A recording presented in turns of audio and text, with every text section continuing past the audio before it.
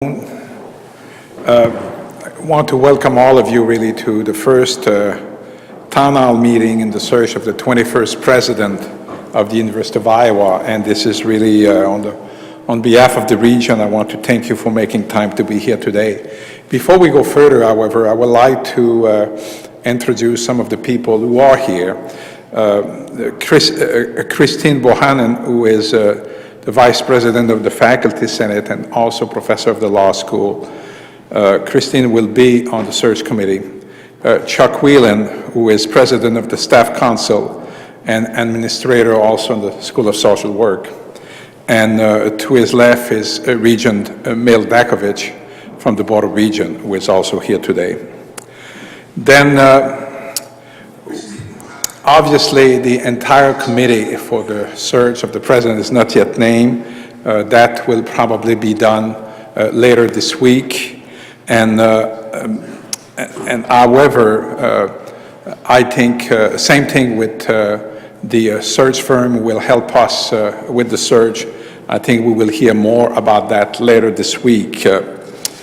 Just to tell you a little bit about how we ought to proceed today, I think there are two microphones here in the front, and I believe there are also, Peter has a microphone also here. Then please, when you come, please identify yourself and tell us a little bit about who you are.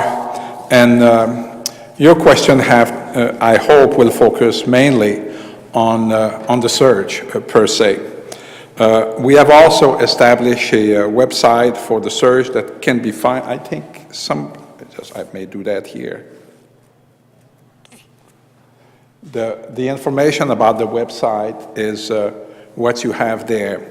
And it is this information, if you go to presidentuniversityofiowa.edu, you will have the information about the website. And I think the website is already on, Peter, isn't it true? Yes. And finally, we plan to have a search process that will be open, transparent, with all the meetings of the committee open to the public, with the exception, obviously, when we have some executive session.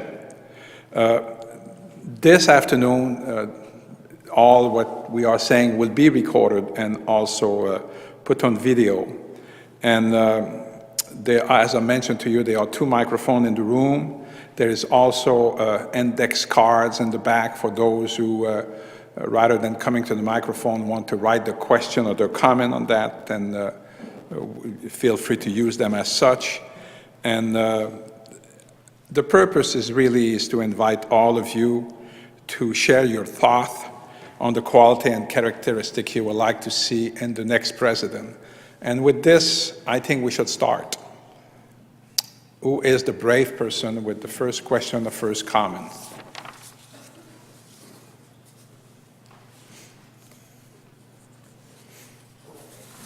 Go ahead. Ken Mansell. Yes. I'm in the neurology department at the university. I've met with you before in the Yes. neuroscience program. Just among the people that I've spoken with, David Skorton seems to be a name that keeps coming up. I know he's not, generally speaking, probably a viable candidate. His background, would that be kind of a model that you would look for? Someone who had extensive experience with the university hospital system, fantastic at fundraising. Just thought I'd throw that name out. Because I had another name that kind of matched his resume, Paul Rothman, who's at Johns Hopkins now. I think we're looking for a president for the university, not just for one side of the river. And I think this is important. Thank you for your question. I think both Paul and David did great things in their career. And I think they have some of the quality to do this type of job. But we're looking at someone really who will be attentive to the student, attentive to the faculty, value education, value research, and also quite attentive to the staff that we have in this university. As well as you said, somebody who has a tremendous quality in terms of fundraising and charismatic. Essentially, we're looking at this person, but we want also a nice person. Other question? Yes.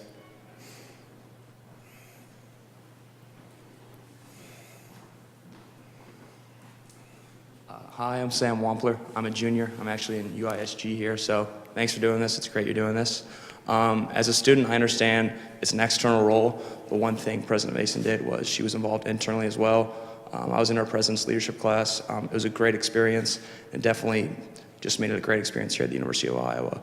So one thing as a student that we would love to see is continue the fight against sexual assault, continue the supporting and sustainable efforts on campus, and fostering a welcoming environment for international students and diversity here at the University of Iowa. So just being external, but also focusing on the students as well and playing an internal role.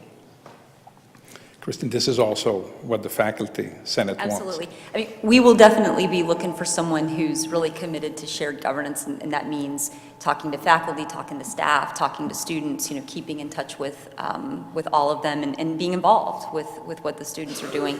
And I also think that a number of the things that you mentioned are really important issues, current issues for the university. And so you've given us great questions for the search process when we're talking with candidates and things like that. We'll definitely have specific questions related to, you know, some of the priorities that you've talked about. So I'm sure that a lot of those things will be the subject of conversation when we're meeting with these candidates. Okay, Yep. well, thank you very much. Yep. Thank you.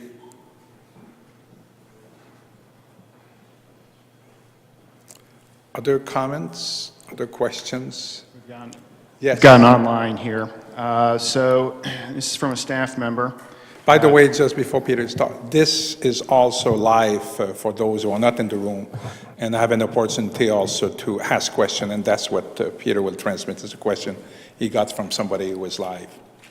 So this is somebody, a staff member. The characteristics or background that I want the next UI president to have are, I prefer a president who can easily connect with students, faculty, and staff, and balance advocating for all groups with the long-term needs of the organization. The president should have experience in change management, be versed in high-impact educational strategies for student success, and able to advocate to the regions for what is in the best interest of undergraduate and graduate students' education and faculty's ability to teach and research at high levels of excellence. The president should welcome innovation, collaborations with the local communities in the creative corridor, and policy and organizational changes that support women's safety on campus and continue to reduce the binge drinking culture in the student body. Thank you. Other comments?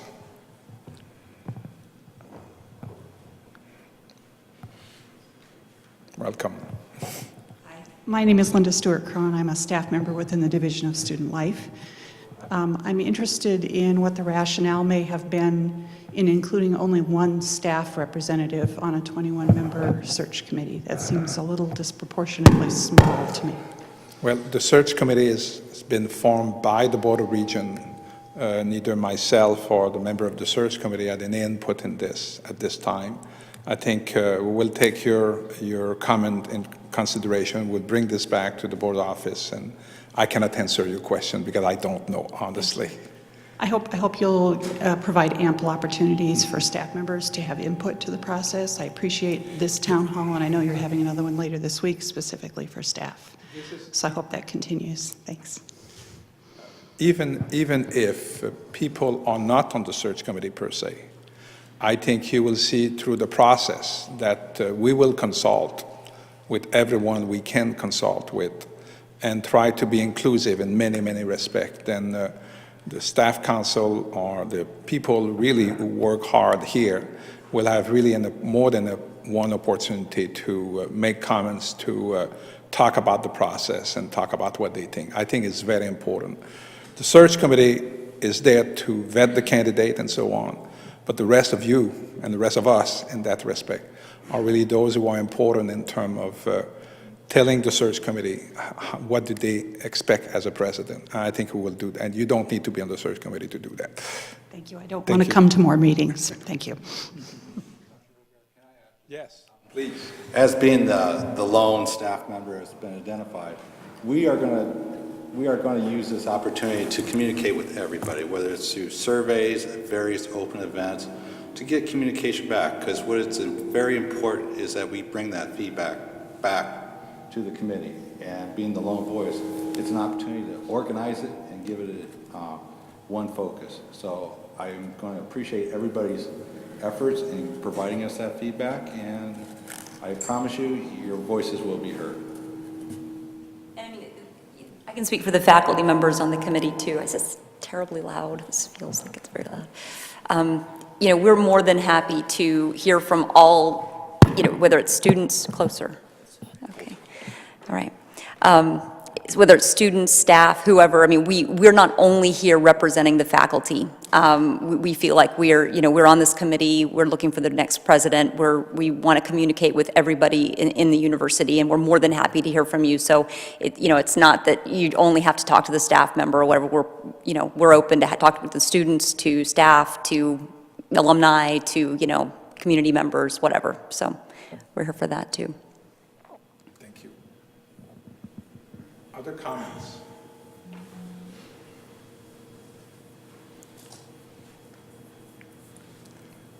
Well, it will be a short meeting.